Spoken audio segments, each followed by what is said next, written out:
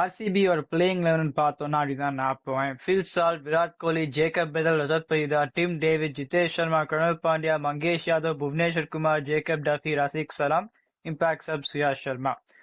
வெங்கடேஷ் ஐயரை விளையாடலாம் 7 கோடிக்கு வாங்கினா. ஆனா ஜேக்கப் பெதல் T20 வேர்ல்ட் கப்ல எப்படி விளையாடுன்னு நம்ம பார்த்தோம்.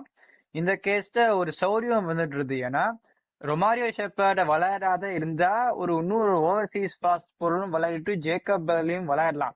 மங்கேஷ் யாதவ்னு ஒரு ஆல்ரவுண்டர் லெஃப்ட் ஆர்ம் சீமர் வாங்கியிருக்கா. ரொமாரியோ ஷெப்பரோட பிளேஸ்ல அவர் விளையாடினா ஜேக்கப் பெதல் நம்பர் 3ல விளையாடிடலாம். ரொமாரியோ ஷெப்பர் முக்காவாசி நம்பர் 8ல தான் பேட்டிங் விளையாட போறார். அவர் பவுலிங் இப்ப எப்படி இருக்குன்னா 2 ஓவர் 15 ரன் ஏமாத்துற மாதிரி ஒரு பவுலர், ஒரு டிசைட் அவுட்கம். இந்த கேஸ்ல ரொமாரியோ ஷெப்பர் அவர் பவுலிங்கோட மேட்ச் ஜெயிச்சு கொடுக்க போறா இல்ல நம்பர் 8ல இறங்கி அவரோட பேட்டிங் தேவைப்பட்டதுன்னா that means you're not in a good situation. So நான் அவரை உக்காத்தி வச்சுட்டு மங்கேஷ் யாதவை எடுத்துன்னு வருவேன். நுவான் துஷாராக்கு என்ஓசி கொடுக்கலையா, ஜாஷ் ஹேசலோட ஃபிட்னஸ் பத்தியும் தெரியல. இப்போதைக்கு ஜேக்கப் டஃபின் போட்டு வச்சிருந்திருக்கேன். ஆனா வெளியில அவ்வளோ பேர் இல்ல.